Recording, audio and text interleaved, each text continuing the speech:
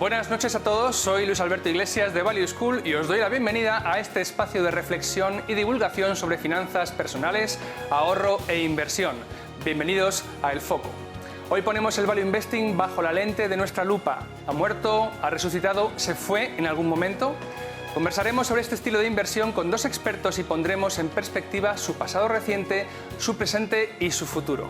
También tendremos tiempo de repasar las noticias más importantes de la prensa financiera, de hacerles algunas recomendaciones de lectura y de explorar en qué medida nuestras emociones influyen en nuestro comportamiento como inversores.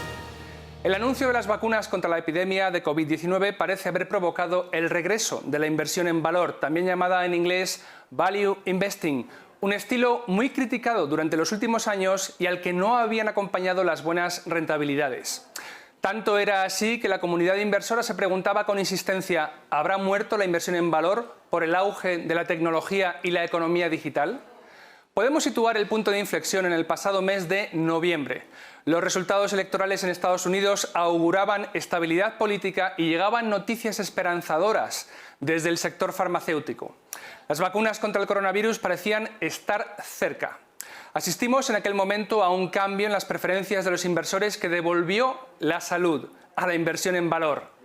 En lo que llevamos de 2021, las acciones y sectores típicos del Value Investing repuntan con fuerza, impulsados por el poderoso plan de estímulo fiscal en los Estados Unidos.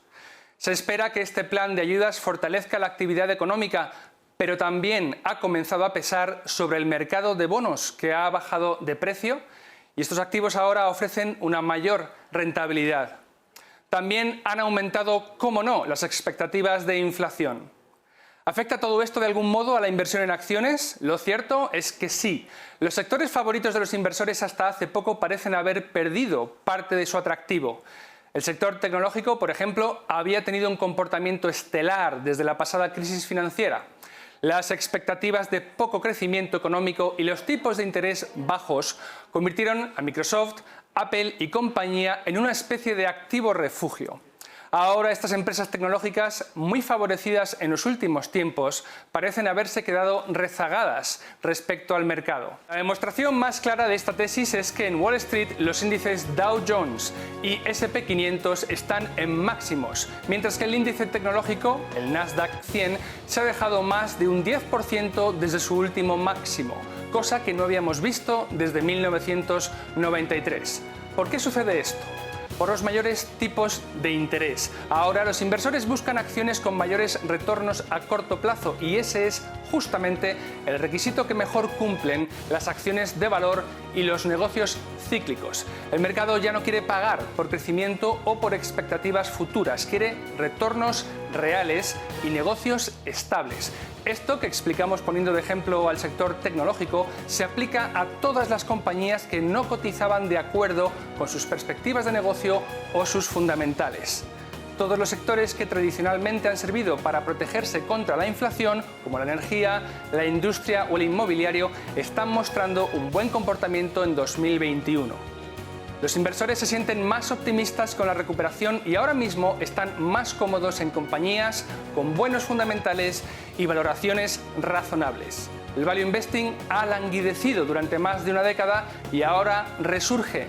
¿Pero por cuánto tiempo? Bienvenidos al Foco. Empezamos. Llega el momento de hablar con los expertos. Hoy, como decíamos al comienzo del programa, ponemos el foco sobre la inversión en valor.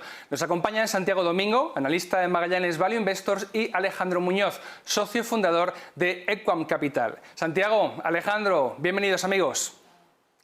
Hola, Luis. ¿Cómo estáis? Oye, gracias por atender a la llamada de Value School con el programa El Foco. Y bueno, la primera pregunta se la voy a plantear, por ejemplo, a Santiago. Santi, ¿qué estaba ocurriendo en los mercados para que en tantos medios se hablase de la posible, quizás, muerte del Value Investing? Bueno, muchas gracias por invitarnos y es un placer estar aquí contigo, Luis, y contigo, Alejandro. Y la pregunta quizás sería qué no le estaba pasando al Value Investing durante todos estos años. Yo creo que es una mezcla también un poco de realidad y de ficción. Al final, en la realidad lo que teníamos era un comportamiento relativo peor de la inversión en valor respecto a sus índices comparables de crecimiento o de otro tipo de inversión. Y luego también tenemos una parte de ficción, porque al final hablar de la muerte de un estilo de inversión centenario como la inversión en valor, con unos excelentes resultados a lo largo de su historia, con unos pilares sólidos, es cuanto menos un poco sensacionalista, ¿no? Lo que vivimos fue, sobre todo a partir de 2018, unos mercados en los que los crecimientos de beneficios se empezaron a ensanchar, y eso lo que provoca es que el inversor, cuando ve que ese crecimiento de beneficios tan solo se lo dan determinadas compañías, pues se fije más en dichas compañías, pues que eran compañías de crecimiento con unos beneficios muy recurrentes. ¿Y esto qué es lo que generó? Esto lo que generó es una gran dispersión. Yo entiendo esta gran dispersión, como ahora también se entiende, ¿no?, como la gran rotación, en dos vías. Es la gran dispersión de la rentabilidad y la gran dispersión de valoración. Normalmente los focos estaban más en esa gran dispersión de rentabilidad de la que mencionábamos antes, ¿no?, con los índices de crecimiento. En el caso de Europa, en los últimos 3 años y medio ha subido un 30%, y el índice valor pues ha caído alrededor de un 10%. También nos da un poco la sensación todavía del camino que queda por recorrer. Y luego la gran dispersión en la que nosotros como analistas y gestores también nos fijábamos y sobre todo poníamos el foco, que era en el análisis de las compañías, en esa gran dispersión de valoración que había de unas y otras, cómo de caras cotizaban esas empresas tan queridas por el mercado en ese momento y cómo de baratas cotizaban otras que no eran tan queridas. Y todo esto en un caldo de cultivo ideal para un determinado tipo de compañías, ¿no?, que es un entorno de tipos bajos, un entorno de unas políticas muy acomodaticias y de una inflación medianamente residual. En ese caldo de cultivo, ¿qué es lo que más se quería? Pues aquellos proyectos innovadores, con determinadas etiquetas, con flujos muy lejanos, y no tanto la inversión en valor, que son generadores de caja actualmente, negocios, digamos, más de la actualidad, del día a día, y que son muy útiles, sino esperaban más de esas compañías de crecimiento, y por eso el mercado y los inversores fueron hacia ese lugar en vez de la inversión en valor. Muy bien, gracias. Alejandro, ¿puede realmente morir o dejar de ser válido un estilo de inversión? Además, el value investing, la inversión en valor, que ahora nos explicarás en qué consiste brevemente, lleva ya décadas funcionando. Es decir, realmente quizás solo sean periodos donde comparativamente no lo haga tan bien, por razones que veremos, como otras estrategias. Claro, lo que pasa de moda son las modas, ¿no? Hay épocas en el mercado en el que hay determinadas temáticas o determinadas cuestiones que al mercado le resultan interesantes y el dinero fluye hacia allí, ¿no? Pero el value investing es algo que, como decía Santiago, es un método centenario, lleva muchísimo tiempo y funcionará siempre, porque consiste básicamente en comprar barato. Entonces, comprar algo por debajo de lo que realmente vale, pues a lo mejor no funciona durante un periodo de tiempo, y ese periodo de tiempo puede ser muy largo, puede ser de años, ¿no? Como ha sido en esta ocasión. Pero al final la realidad se impone, ¿no? Y el value investing, comprar cosas por debajo de su valor real, pues es una cosa que tiene sentido y que siempre va a funcionar, siempre va a funcionar. Alejandro, ¿qué hacíais los inversores en valor mientras todo este ruido se propagaba? ¿Perder la paciencia o, por el contrario, aprovechar y reforzar vuestras posiciones? Sí, no, nosotros hemos mantenido nuestros criterios inalterados durante todo este tiempo. La verdad es que llevamos, tanto Antonio como yo, varias décadas invirtiendo, y hemos visto situaciones parecidas a la actual varias veces, ¿no? Y sabemos que esto pasa. Entonces, lo que nosotros hemos hecho durante estos años en los que la inversión en valor y las compañías que cotizaban por debajo de su valor real estaban deprimidas y abandonadas, ha sido incorporar ese tipo de compañías a la cartera. Hemos ido vendiendo lo que pues entraba en favor del mercado y hemos ido comprando nuevas posiciones dentro del mundo del valor. Y yo creo que eso hemos hecho nosotros y todos los que nos dedicamos a invertir en valor, ¿no? Entonces, la consecuencia de haber hecho eso es que, bueno, primero, sufrimos durante un tiempo, hemos tenido 1 año y medio, 2 años en los que, o más incluso, en los que hemos hecho igual o peor que el mercado, y ahora, a cambio, tenemos una cartera con un potencial de revalorización altísimo. Y eso se está poniendo de manifiesto ya en 2021, ¿no? Donde pues, los que invertimos de esta manera pues estamos batiendo al mercado con holgura. O sea, el ser fieles a nuestra filosofía durante los años duros, lo que nos ha permitido es tener ahora un potencial. Y también hemos intentado hacer una labor de comunicación, de insistir a los inversores que era el momento de comprar. Cuando todo estaba deprimido, cuando nadie quería invertir en este tipo de sociedades, nosotros hemos hecho un esfuerzo de comunicación y transmitir a los inversores que hay que mantener la paciencia por un lado y que era el momento para invertir. En algunos casos, pues nos han hecho caso y pues, ha resultado muy bueno. Muy bien, Santiago, por dar un poco más de concreción, ¿qué sectores de actividad han sido los que han estado más castigados, en los que a lo mejor la gestora Magallanes, también Equam, habéis estado invertidos? ¿Y qué tipo de compañías, sectores y compañías? ¿Y por qué razón? ¿Qué tienen en particular para sufrir de esta manera? Pues los mismos que ahora se ensalzan, es decir, son los mismos sectores y mismas compañías que en las que ahora estamos viendo estas revalorizaciones tan fuertes, y es un poco la unión de lo que comentaba yo antes, con lo que comentaba Alejandro, ¿no? Dentro de esta gran rotación al value que estamos viendo ahora, pues eran aquellas que más se veían perjudicadas, y podemos incluir materias primas, químicas, papeleras, industriales, fabricantes de coches, obviamente siempre con excepciones, pero generalizando esas. A día de hoy no me atrevería a decir que son, como dicen los ingleses, market darlings, es decir, queridas por el mercado, pero por lo menos son menos odiadas. Al final, lo que nos demuestra todo esto es el movimiento pendular, casi desde un punto de vista, ¿no?, psicológico, que tienen los mercados, que pasan de un extremo al otro, tanto en sectores como en estilos de inversión, como en maneras de hacer las cosas. Y eso es lo que nosotros como analistas tratamos de evitar, ¿no? Nosotros, de alguna manera, pues cuando hay tanto ruido, tratamos de ser ermitaños del análisis y focalizarnos en dicho análisis. Y en ese análisis a nosotros nos lleva a encontrar valor, y ese valor que lo encontramos en compañías que en ese momento pues eran algo más perjudicadas, pero que ahora están viendo los beneficios. Estamos hablando de compañías más pertenecientes a la vieja economía, como comentaba antes. Por eso, de ser vieja economía no significa que sean menos útiles, ni mucho menos, y de hecho están en nuestro día a día. En general son más intensivas en capital, en procesos productivos y bueno, pues en cierto modo más ligadas al ciclo económico. Y sí que es cierto que en una fase en la que el ciclo estaba más maduro, pues este tipo de compañías en ese momento no eran tan queridas. Al final, todas estas compañías, todos estos sectores eran un poco la antítesis de lo que el mercado buscaba en ese momento. Al final, en ese momento, y no hace mucho, lo que se buscaba eran disruptores, compañías con etiqueta de innovación, con marketing también de ser innovadores, con modelos poco intensivos de capital, crecimientos muy rápidos. Entonces, el mercado, los inversores fueron hacia ese lado en vez de hacia el otro, pero son aquellas compañías más ligadas al ciclo, incluso las pequeñas compañías, las que más perjudicadas se vieron en ese peor comportamiento relativo de la inversión en valor respecto a... Muy bien. Alejandro, ¿influyeron en las altas cotizaciones de los índices de las economías principales de Occidente la expansión crediticia de los bancos centrales, tanto en Estados Unidos como en la Unión Europea, y la pandemia del coronavirus? Pues sí, evidentemente, hay muchos factores que han dado lugar a esta desequilibrio en los precios, ¿no? Uno de ellos es el impacto de las políticas monetarias, ¿no? Para mantener la actividad y poder mantener pues los sueldos de la gente que estaba en ERTE.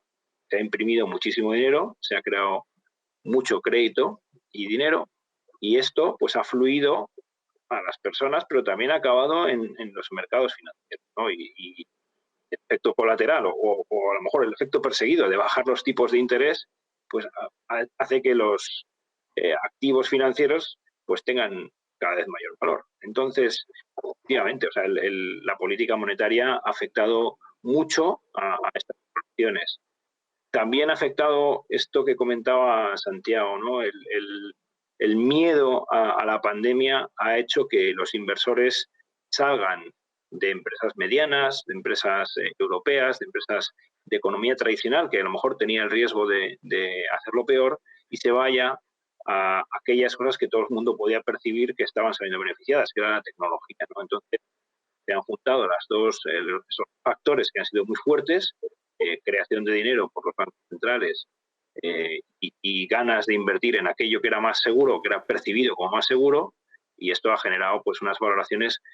Pues mira, nosotros seguimos de cerca cómo están cotizando las grandes tecnológicas europeas y las grandes compañías, europeas, americanas y las grandes compañías europeas, y están a un nivel de valoración de entre 25 y 30 y algo veces EBITDA, o entre 2 y 3% de free cash flow yield. Eso es un nivel de valoración tan alto que el riesgo pues es muy grande, ¿no? En el momento en que suban los tipos o pase cualquier cosa, como has comentado al principio, ¿no?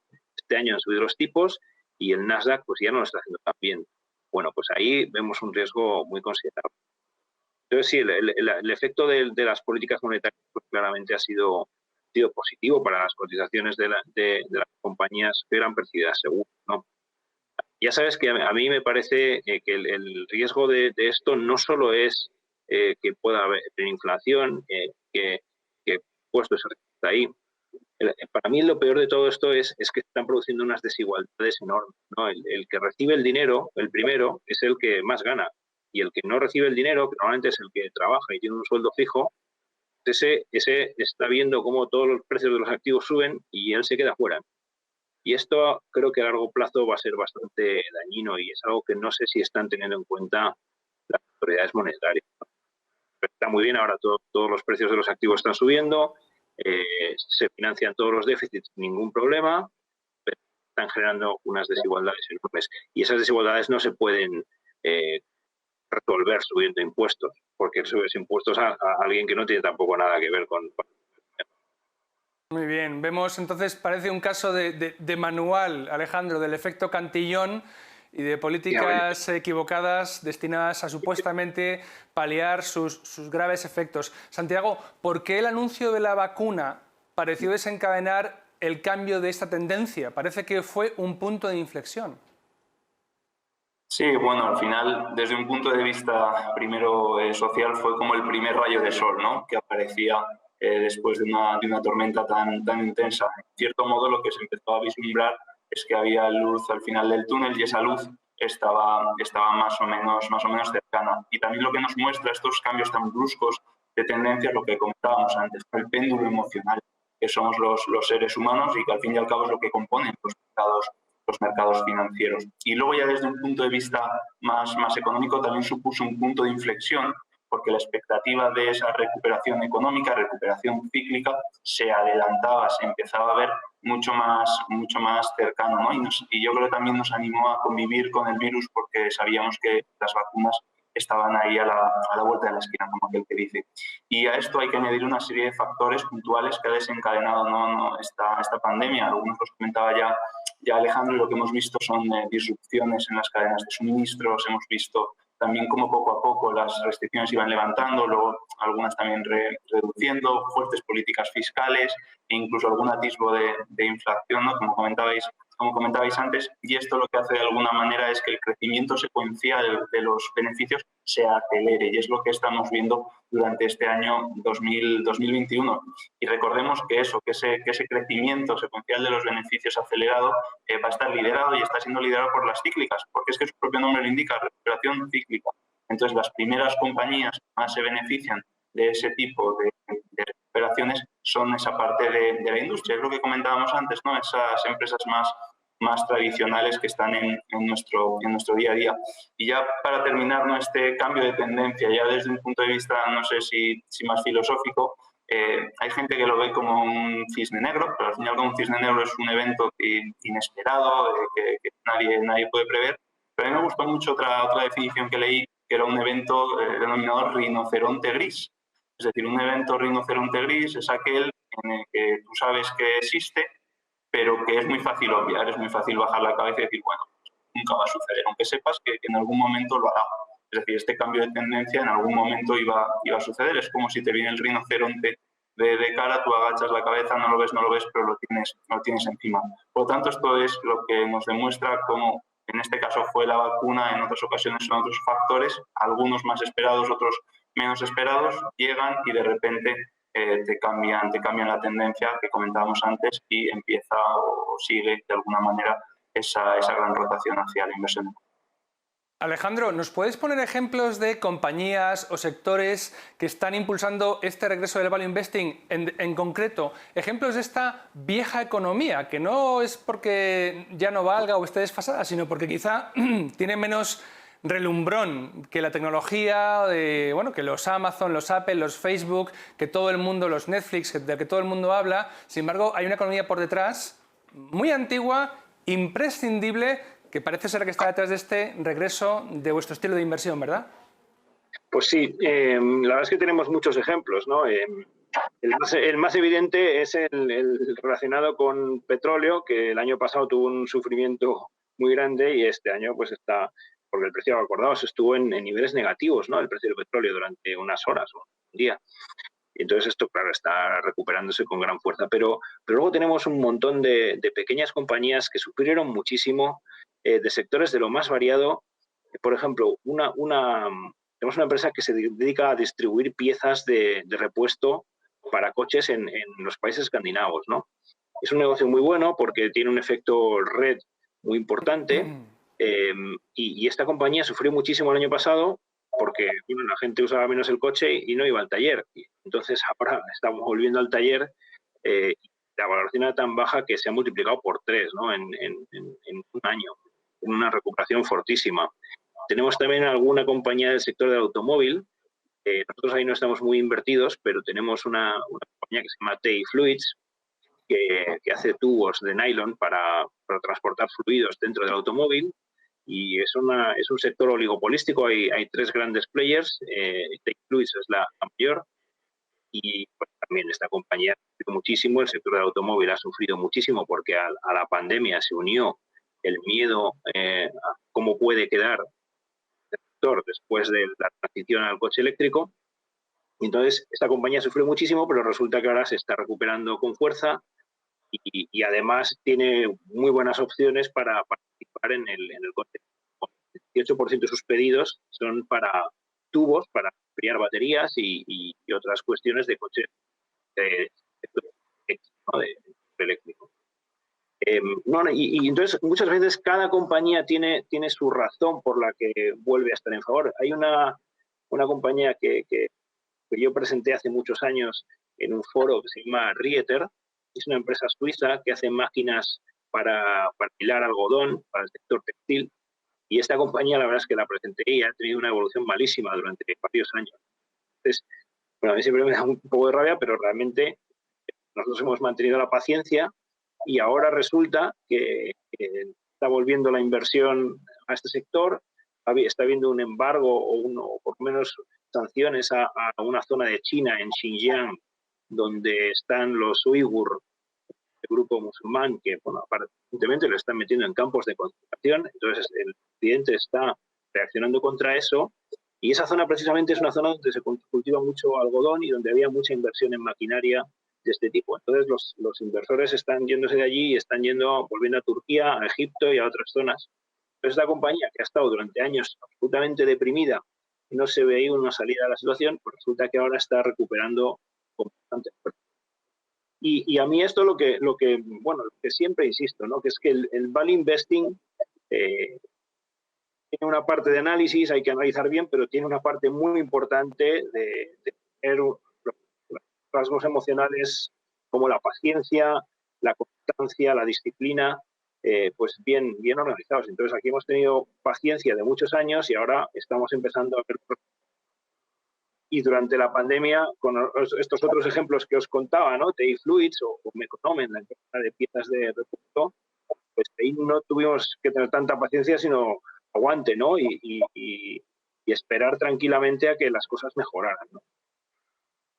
Muy bien. Pero bueno, perdona, ¿no? Sí, y luego están los típicos ejemplos de compañías que son más evidentes, que han sufrido, como es el sector hotelero, por ejemplo, el sector de ocio, el sector aeronáutico, que todavía no se está recuperando.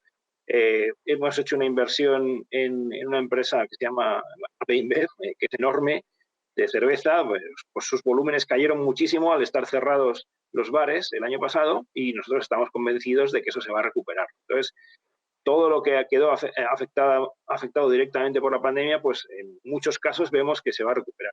Y si pensamos que aunque se alargue en la recuperación, esa compañía puede resistir porque ha generado caja incluso el año pasado, pues entonces no tenemos ningún problema en esperar que llegue la recuperación, ¿no? Y eso es lo que estamos buscando.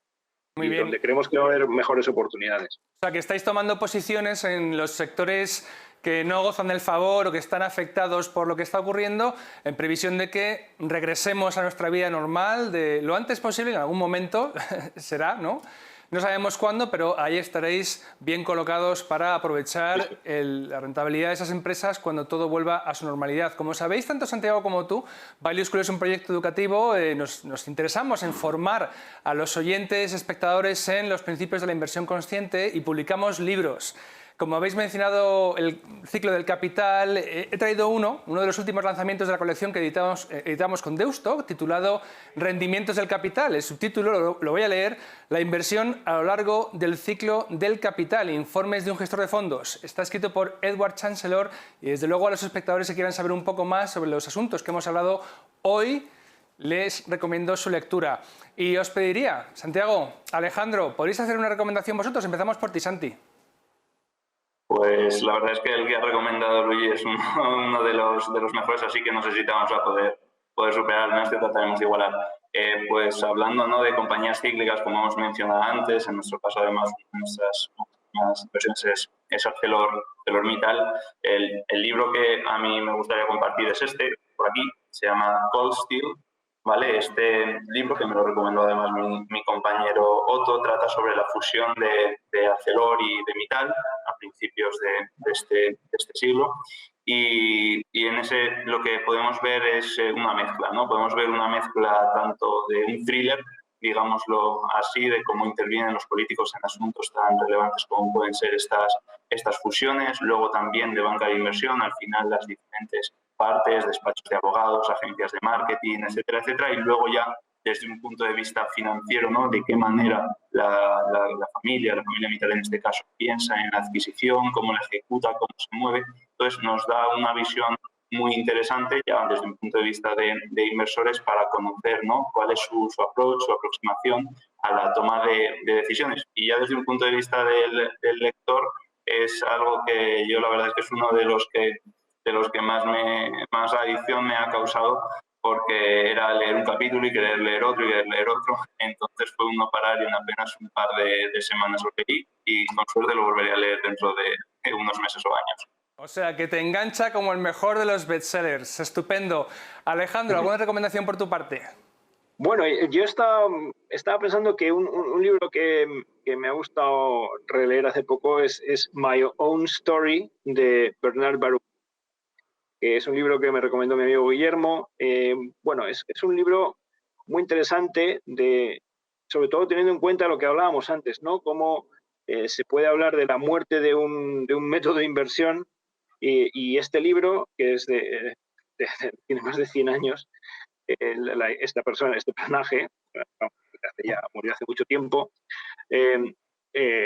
pues demuestra cómo hace más de 100 años las cosas eran parecidas y pasaban las mismas cosas que ahora, ¿no? Y hay historias sobre el ferrocarril, sobre la especulación que había en Wall Street, cómo había pánicos es lo mismo que ahora, ¿no? Entonces, a mí me gustó mucho el libro, es la biografía de Bernard Baruch y muy interesante. Estupendo, pues recomendamos a los oyentes que lo busquen, lo compren, lo lean y aprendan. Santiago Domingo y Alejandro Muñoz, amigos, muchas gracias por vuestro tiempo y por vuestras recomendaciones de lectura. Nosotros seguimos en El Foco. Vamos a dedicar los próximos minutos a hablar de psicología con nuestra colaboradora Paz Gómez Ferrer. ¿Qué factores influyen en nuestras decisiones de inversión sin que seamos conscientes de ello? Paz, esto nos interesa, así que ilumínanos. ¿Qué tal, Luis? Hoy voy a hablar de Behavioral Finance o finanzas del comportamiento o finanzas conductuales, aunque en mi opinión está muy vinculada a la psicología de los inversores o psicología del comportamiento financiero. Una corriente que tiene como objetivo estudiar cómo se toman las decisiones financieras. Es una corriente aparentemente nueva y reciente, sin embargo ha estado presente a lo largo de la historia. Hasta mitad del siglo XX los inversores se caracterizaban por la idea de eficiencia y productividad y su deseo era maximizar ambas para obtener el mayor beneficio posible.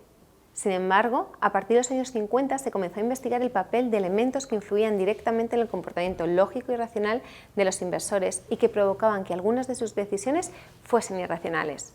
En ese momento descubrimos que la psicología de las personas no siempre va encauzada por los caminos más racionales. Y así surge Behavioral Finance, una disciplina que busca combinar hipótesis psicológicas y el comportamiento humano con teorías económicas tradicionales, para poder explicar por qué las personas a menudo toman decisiones financieras ilógicas. Uno de los grandes objetos del estudio de Behavioral Finance son los sesgos. Están los sesgos cognitivos y los sesgos emocionales. Ahora bien, ¿qué son los sesgos? Los sesgos son errores que cometemos muchas veces de forma inevitable, sistemática y en la misma dirección. Son atajos del pensamiento. Algunos son adaptativos y los llamamos heurísticos y otros son trampas mentales que afectan a distintas áreas de nuestra vida. Actualmente vivimos en un mundo donde debemos tomar decisiones muy rápidas, bajo presión y con incertidumbre. En este entorno de gran presión, los sesgos juegan un papel fundamental y condicionante en nuestras decisiones. Ahora bien, ¿cómo influyen los sesgos en nuestra mente? Para entenderlo mejor, vamos a conocer al autor por referencia en el estudio de los sesgos, que es, y todos lo conocéis, Daniel Kahneman, Premio Nobel de Ciencias Económicas en 2002, muy conocido por su libro Pensar rápido, pensar despacio. En él explica cómo a la hora de tomar decisiones podemos distinguir dos tipos de cerebro, cerebro 1 y cerebro 2.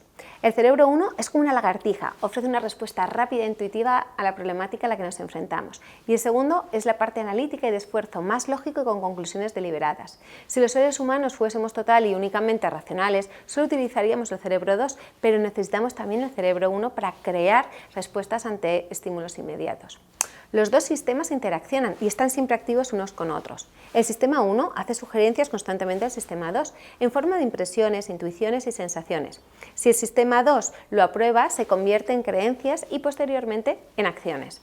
La mayoría de las decisiones diarias es realizada por el sistema 1, con un resultado razonablemente bueno, exceptuando los sesgos o errores que puedan producirse. El sistema 2 actúa únicamente para resolver cuestiones difíciles que requieren análisis, capacidad crítica y es un proceso lento que consume mucha energía. Os voy a poner un ejemplo. Por ejemplo, pensar que nos persigue un león. Corremos rápidamente, pero ante un estímulo así amenazante el cerebro 1 nos dice sal corriendo ya. Nos ponemos a calcular su velocidad en ese momento en relación a nuestra probabilidad de que nos pille. No nos da tiempo. Es decir, que el cerebro 1 nos ayuda a sobrevivir. Gran parte de nuestros sesgos están vinculados a este cerebro 1. Esa rapidez de respuesta a veces impide que nos paremos a pensar y veamos si la decisión es correcta. ¿Cómo hacemos frente a estos sesgos? Primero, se desencadena el sesgo. Segundo, se toma conciencia del sesgo desencadenado, cuál es, cuándo y por qué ocurre. Tercero, se decide corregir el sesgo y una vez que se hace consciente es mucho más fácil. Cuarto y último, se toma conciencia de la magnitud del sesgo y se adoptan distintas técnicas. Generalmente se busca generar objetividad a través de la técnica del observador, que es como hacer el abogado del diablo y cuestionar las decisiones. También buscar un experto que te haga ver otro punto de vista ayuda mucho. Según la característica del sesgo aplicaremos uno u otro. Una vez aplicada la técnica, con la nueva información se toma la decisión más óptima.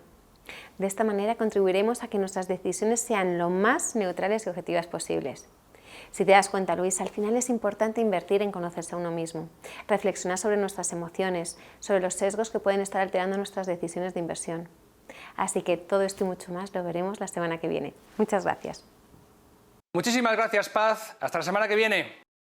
Y esto es todo por hoy. Os esperamos el próximo lunes a las 8:30 de la tarde en un nuevo programa de El Foco. Trataremos un asunto que afecta directamente a nuestros bolsillos, la fiscalidad de las inversiones y la campaña de la renta. Mientras tanto, os invitamos a que nos sigáis en nuestra página web valueschool.es y en nuestro canal de YouTube. Buenas noches y hasta la semana que viene.